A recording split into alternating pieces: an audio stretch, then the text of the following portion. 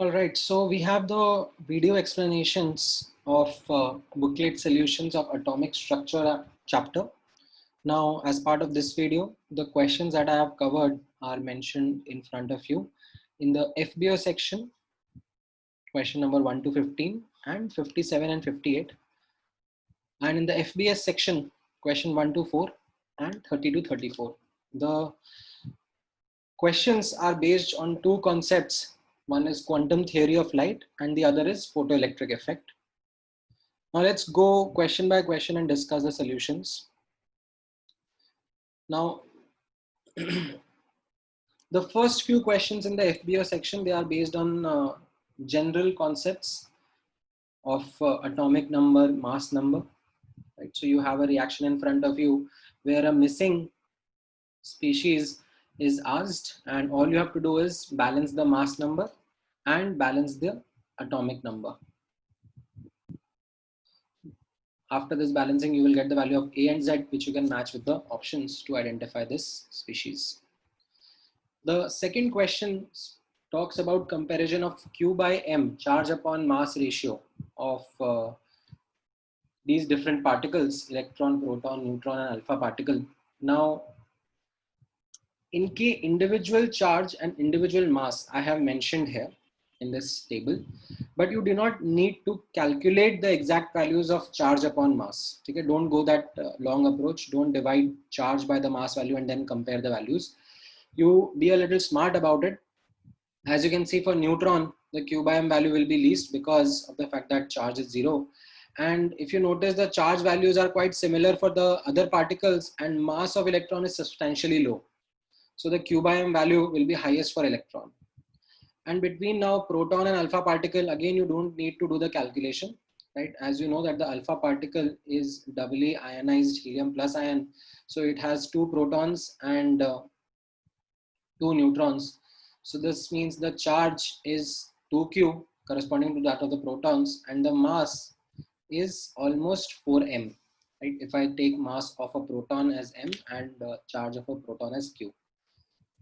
So you can clearly see that Q by M value of alpha particle is lesser. Okay. All right, then third question is straightforward, does not require an explanation as such. You have an anion mein electrons or add ho jate hain. So just add the charge to the atomic number, you will get the number of electrons in the ion.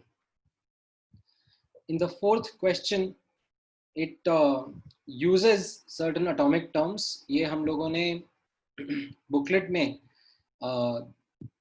when you refer to the theory part in the booklet, you will realize that there are these various terms that are used for different types of atoms. And these terms used in the question, isotope, isobar, isotone, these are some simple terms which you can clearly read out from the definition and examples given. And you have to remember them because these terms are going to become part of many future questions also. So if I say isotones, then you should know what the definition is and cite 1 or 2 example of it, right? So isotones, yahan par actually the question actually talks about these two substances who have the same number of neutrons, as you can see from the calculation, and that is what they correspond to. They are isotones. Isotopes have the same atomic number. Isobars have the same mass number. Now, I'm sorry. Yeah, neither of those are present in these two atoms. All right, then the fifth question talks about beta particles. Beta particles are same as electrons. Okay, they are same. Then sixth question is based on the concept of Millikan's oil drop experiment, that the charge is quantized. So the smallest unit of charge, you must remember, that is 1.6 into 10 raised to the power of minus 19 coulomb. And the charge that we can find is going to be an integral multiple of it. So amongst the options, you have to see which is the integral multiple and which is not. Seventh question is similar to a class example in which we talk about the number of cycles upon time taken. So number of cycles passing through a point upon the time taken, that is what frequency is. So you can see that 4 waveforms are passing through. When you look at the diagram, 4 waveforms are passing through a point, and that happened in a time period of 2 seconds. So the frequency comes out to be 2 cycles per second or 2 hertz. Then eighth question is again based on your knowledge of electromagnetic spectrum, in which visible region has been broken down into its colors.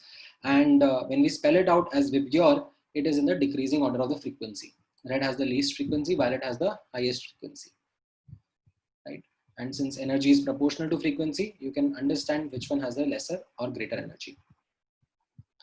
Now, the ninth question is something that talks about Rutherford's scattering of particles. And since we have discussed this in a detailed manner in class, we understand that these deflections of alpha particles were caused by the nucleus. Then 10th question is a very simple, straightforward question, which uses the formula of wave number. However, the catch here is of units. The wave number is being asked in the unit of meter inverse, right? Whereas the data of wavelength is given in nanometer. So you do the appropriate conversion between nanometer and meter and you will get the correct answer. Right. 11th question, you don't need to solve the exact values of the energy. You just need to focus on the ratio. And since you can see energy is inversely proportional to wavelength, so E1 by E2 will be equal to lambda 2 by lambda 1. And since they are in the same units, you substitute the values and get the ratio of the energy.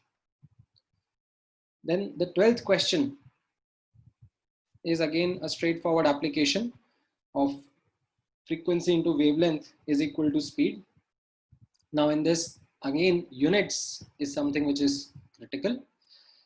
Kilohertz, kilo stands for 10 raised to the power of 3. So put everything here is an SI unit. So here don't forget that this kilo corresponds to 10 raised to the power of minus 3. Or not minus 3, sorry, 10 raised to the power of 3. Then 13th question.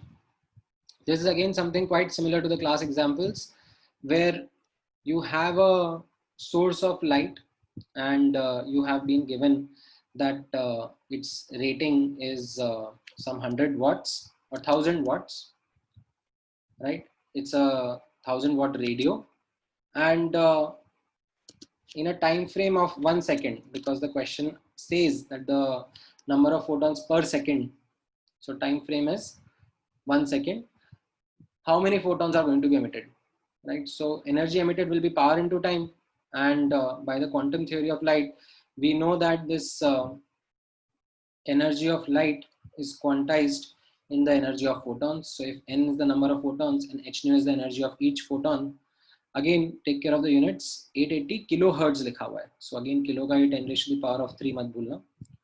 You will get the correct value of n. Okay? And the options are quite close to each other. So you will have to do an exact calculation. In the 14th question, actually the options are quite far away from each other. So thoda sa approximate calculations aap kar sakte ho. That was an important learning from this question, right? There were these two important learnings. One is the comprehension.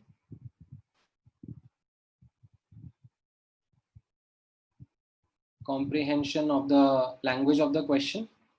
And the second is the units. These are the two important takeaways from this particular question, right? So when you read the question in the first go, it talks about a certain eye, a certain reptile, a certain brain, a certain signal, and all that kind of distracts you from the simple equation that is supposed to be there. So you have to simplify it. You have to comprehend that information and simplify it, that the frequency of light coming in, right? It is absorbed by the energy, it is absorbed by the eye, and a signal is then passed to the brain. And the energy, total energy that is required for that signal is actually coming from these photons only. So this is what forms the crux of the question, that the signal and the energy required for it comes from the photons. Now you substitute again the values in SI units. You have been given the energy in joules, so that's not really a problem. It is in SI units. The other values of wavelength and H and C, you put it in the SI units and you'll get the correct value of N. And as I said, in this case, the calculations can be done in a crude manner because the options are quite far away from each other. So even if you work with the power of 10 ka calculation, you should be able to get the answer. All right, now in the 15th question, again, thoda sa comprehension ka zarurat hai. What the question says is that there is a dye which absorbs photons and emits photons, right? And when we say absorbs and emits photon, it is absorbing energy and emitting energy. And this is a given piece of information in the question that 50% of the absorbed energy is emitted. Now, from the quantum theory of light, we understand that this energy can be written as number of photons into energy of each photon. And this HC term can be cancelled out on either side, which gives us the ratio of number of photons emitted upon number of photons absorbed, right? NE stands for photons emitted, NA stands for photons absorbed. Lambda E is the wavelength of the photons emitted, and lambda A is the wavelength of the photons absorbed. All right. Now let's talk about these two questions, 57 and 58, which are part of the photoelectric effect experiment. The first question is pretty straightforward, right? This equation, this is the photoelectric effect equation that we have discussed quite a few number of times in our class, and how we have to substitute data in this, it really depends upon the language of the question, what is being given. So if you read the language of the question, you have been given frequency of photons. So you write energy of photon as h nu. And you have been given threshold frequency. So you write the work function as h nu naught, right? And based on that, you substitute the values again, because the data is given in SI unit, and you can see the option is also being asked in the SI unit only. So you put everything and do the calculations in SI units to get the value of Ke max. 58th question is again a good question.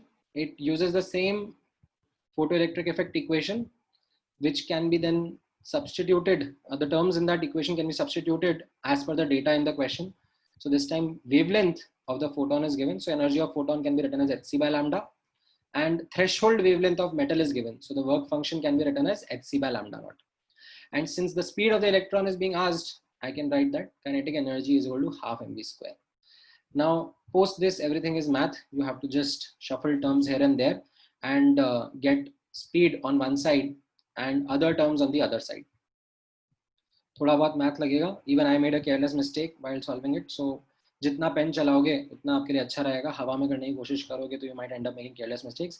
But since it's an objective question, I made a mistake and it didn't match any of the options. So I realized maybe I have done something wrong. So I went back and then found out that I made some small error.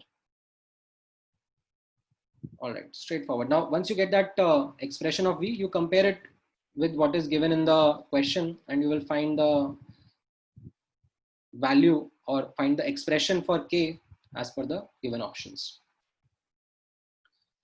All right, now let's discuss the questions from the FBS part.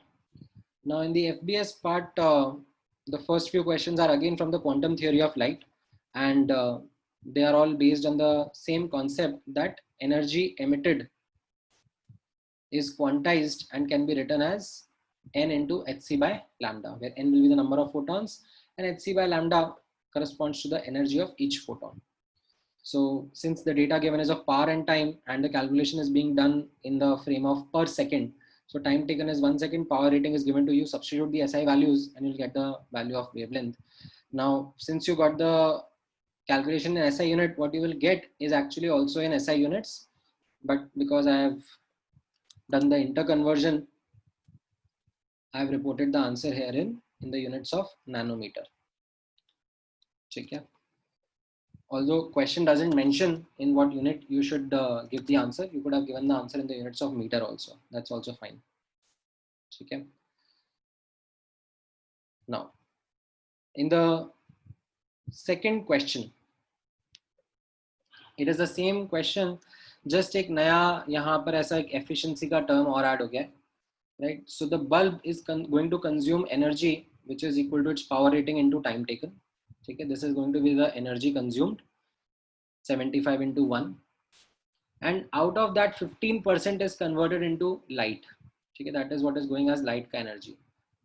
Okay, maybe rest is going as heat or some other form of energy, I don't know, but that is the information that is given in the question, that out of the total energy only 15% is converted into light.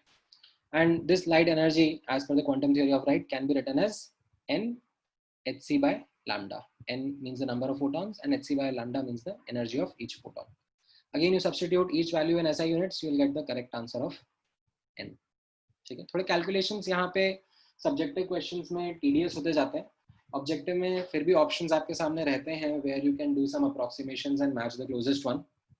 ठीक है, उसमें भी don't make like too random और too like vague assumptions और approximations, right. थोड़ा समझ के subjective में, लेकिन आपको थोड़ा सा एग्जैक्ट कैलकुलेशंस करना ही पड़ेगा. ठीक है, when it comes to exams, don't worry about the data as such, because in the booklet these questions don't have really good data, but in the exam when the questions are designed, they will be given to you with more workable data, something that can be calculated or done calculations on easily, right. Then the third question is again a question which talks about a laser light, and its wavelength that is emitted by the light is given to you, and it is mentioned that within 1 nanosecond it emits certain energy, that is 0.376 joules. So the power rating should be energy upon time. So you substituted the values given to you and you got the answer in the SI units, which will be watts. Okay. And this energy, as per the quantum theory of light, should be quantized, should be equal to n hc by lambda. So you just substituted the values of hc and lambda to get the value of number of photons. Fourth question is an interesting question, right? This is a good question. It is actually an application of, you can say, what you learned in photoelectric effect.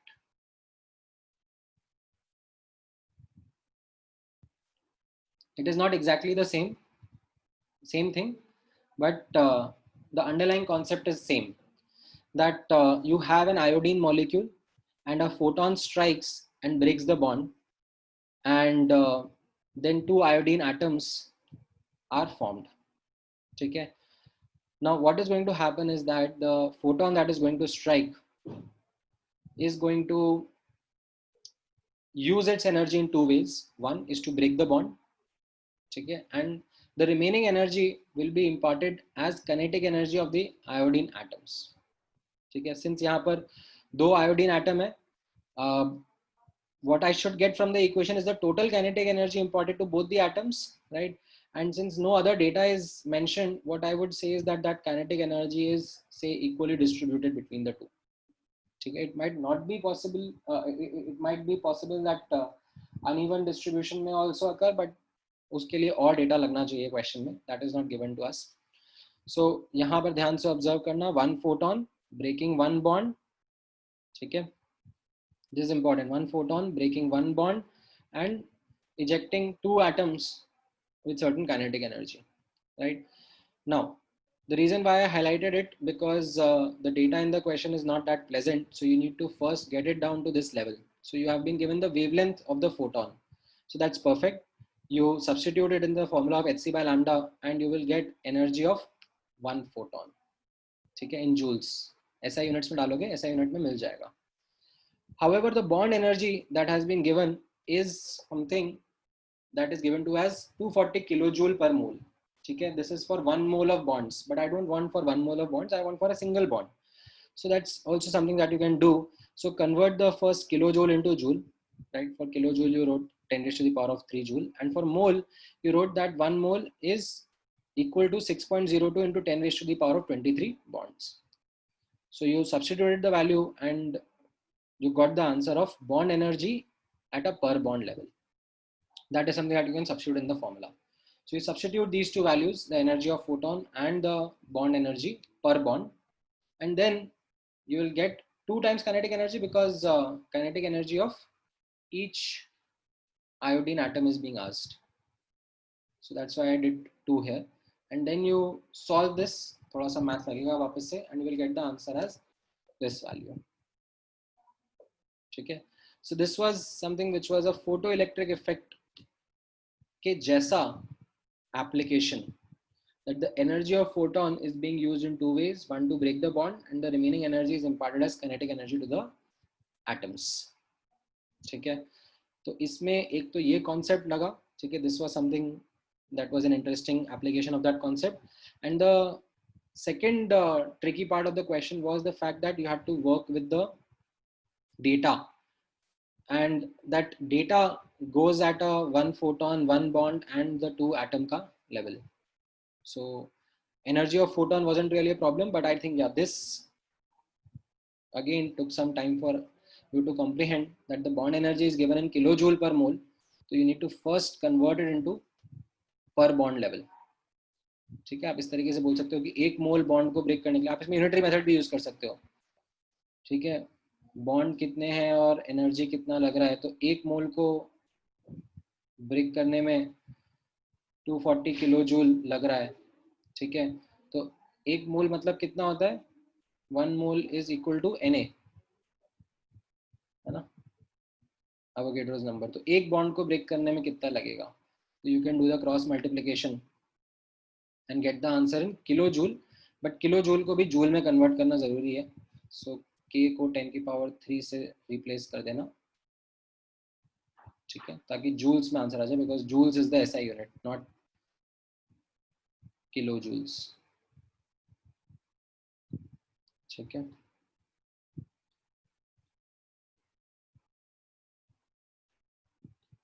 All right. Then some more question from the FDS section, which are based on photoelectric effect. Now, each of these questions is a good question for someone who has just started to understand photoelectric effect, because the language of these questions is what is the killer. Language comprehend करना is, मतलब सब में एक ही equation use होगी. ठीक है? मैं आपको दिखाऊंगा थोड़ा टाइम में. Energy of photon is equal to work function plus KE max. सब में यही एक equation use होने वाली है.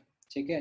कहीं पर एनर्जी ऑफ फोटोन को h न्यू बोल देंगे, कहीं पर hc by lambda बोल देंगे, कहीं पर वर्क फंक्शन को h न्यू नॉट बोल देंगे, hc by lambda नॉट बोल देंगे, काइनेटिक एनर्जी को कहीं पर हाफ mv स्क्वायर लिखने को मिल जाएगा. ठीक है? But what is the killer part of these questions is their language, जहां पर lot of students get stuck. ठीक है? So let me first talk about the 30th question, in which the question is straightforward, that there is a certain metal surface and it is irradiated with some light, and a photon of minimum energy 3.97 into 10 raised to the power of minus 19 joule is necessary to eject the electron. So photon of certain energy, okay, minimum energy that is necessary to eject the electron, that has been given. So you substitute it over here, and based on that, what is given to you is actually work function. Work function is that minimum energy that is required to eject the electron. So you substitute that value and you get the idea of the threshold frequency. Okay, that work function is what is given to you, and you equate it to h nu naught, you will get the value of nu naught. Now, then the B part of the question talks about that if blue light of certain wavelength is used, so you calculate the frequency of that blue light. Sorry, my bad, it went all the way up. Let me bring it down. Yeah. So you use the frequency of the blue light and compare it with the threshold frequency.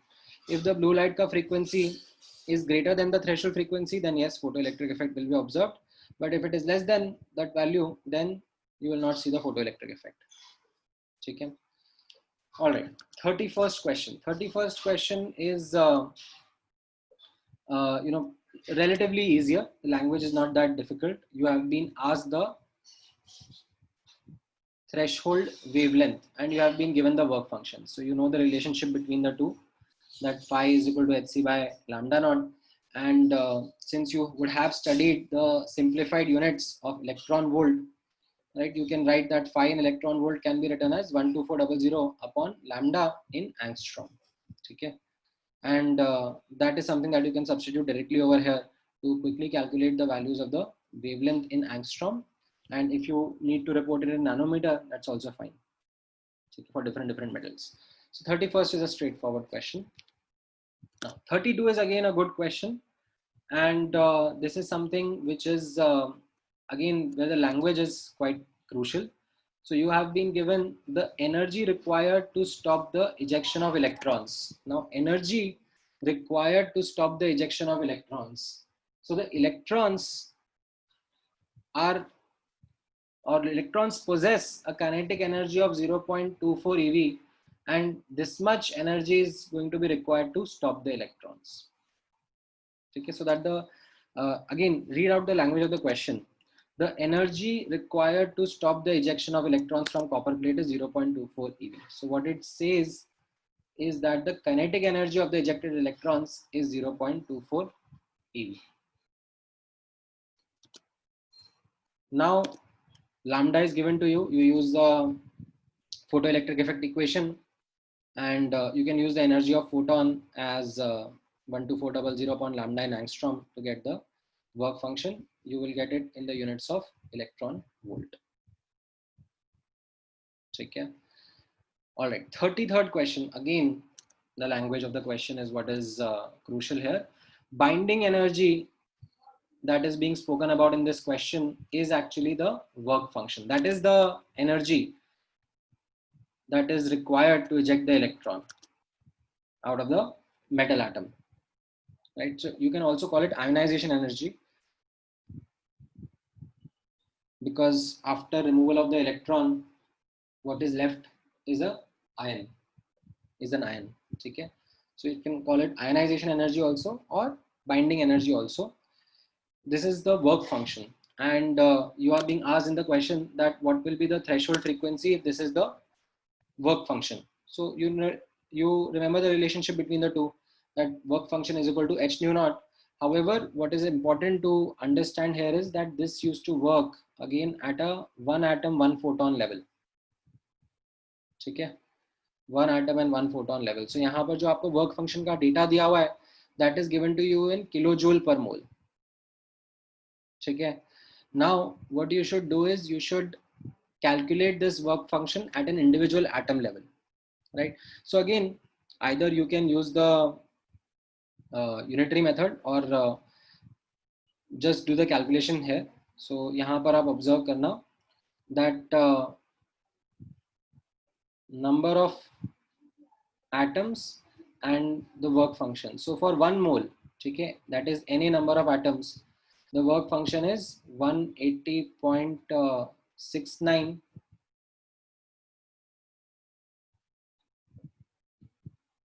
Kilojoule. ठीक है, तो into 10 की power 3 joules कर लेता हूँ मैं, joules में करेंगे यहाँ पर. तो एक एटम के लिए कितना लगेगा? You do that interconversion and you will get the value. ठीक है, और you could have just converted the mole here, that mole is equal to 6.02 into 10 की power 23 atom, and kilojoule is 10 raised to the power of 3 joule. वैसा भी आप यहाँ पे लिख सकते हो. And right hand side is definitely, you know, the value of h. You substitute it over here, you get the value of nu naught. ठीक है. All right. 34th question. 34th is a really good question. ये इतना easily strike नहीं होता. This is something wherein if you have done it by yourself, then great. It uses the concept of accelerating voltage, which is not something that I have taught you in the class. I have taught you about stopping voltage, stopping potential, right? So, but अब आपको थोड़ा English तो समझ में आता ही है. तो stopping potential used to stop or deaccelerate the electrons, whereas accelerating voltage would be something that will increase the kinetic energy or accelerate the electrons. Okay. Now, before getting into accelerating voltage, let me remove that complexity. ठीक है, एक बार के लिए आप भूल जाओ कि आपको कुछ ऐसा accelerating voltage वाला part दिया हुआ है in the question. Just focus on the simple data in the question, that there is certain photon that is striking on cesium, जिसका क्रिटिकल वेवलेंथ और थ्रेशोल्ड वेवलेंथ आपको दिया हुआ है, एंड आपको काइनेटिक एनर्जी ऑफ इलेक्ट्रॉन्स निकालना है, ठीक है. So you just focus on the data that is given, that 400 nanometer or 4000 angstrom का photon is striking, and the critical wavelength or the threshold wavelength is 660 nanometer or 6600 angstrom, and you get the calculation in electron volts of the kinetic energy of the electrons that are ejected. ठीक है, अभी there is no accelerating voltage, no nothing. ठीक है. Now how do you read this? You read this in the manner that kinetic energy of the ejected electrons should be between 0 and 1.22 eV, right? This Ke max, this max is what you are now going to make a meaning out of, that the maximum kinetic energy of the electrons can be 1.22 eV. ठीक है. You can have kinetic energy of electrons even lesser than that. ठीक है. And kinetic energy cannot be negative, right? So the least possible value is 0. Right, so the electrons can have kinetic energy between 0 and 1.22 eV. तो यहां तक का part आपको समझ में आ गया. Now let's understand what the question is saying. Now all these electrons are accelerated through 2 volts, which would increase their kinetic energy. How much it would increase their kinetic energy? This is something that we have done in the class, that delta Ke is equal to QV. ठीक है. So यहाँ पर if you apply or push the charge of electron and the potential difference of 2 volt, ठीक है, charge of electron कितना आ जाएगा? 1.6 into 10 की power minus 19 coulomb, and potential energy कितना potential difference रहेगा? 2 volts. So you will get 1.6 into 10 की power minus 19 into 2 joules. Coulomb into volts is joules. But you convert it back to electron volt, you will get the answer as that the change in kinetic energy will be 2 eV. ठीक है, the increase in kinetic energy will be 2 eV. So even the slowest electrons which were there that had zero kinetic energy, almost zero, उनका kinetic energy भी 2 eV से बढ़ गया, and the ones which had 1.22 eV, उनका kinetic energy भी 2 eV से बढ़ गया. So this is your final answer of the range of kinetic energy that the electrons are going to possess, 2 eV to 3.22 eV. ठीक है. So इस question को solve करने के लिए एक बार के लिए पहले आपको एक्सेलरेटिंग वोल्टेज का आइडिया निकाल देना है अपने दिमाग से. Just simply understand what is happening in the question, that a certain photon is striking, and as a result the kinetic energy of the electron would lie between 0 and 1.22 eV. ठीक है. Now the accelerating voltage you apply here, which will increase the kinetic energy of the electrons. By how much it will increase, we know it by calculations, it will be 2 eV. So you add that much amount of kinetic energy to the slowest and the fastest electrons to get the new range of the kinetic energy of the electrons. All right.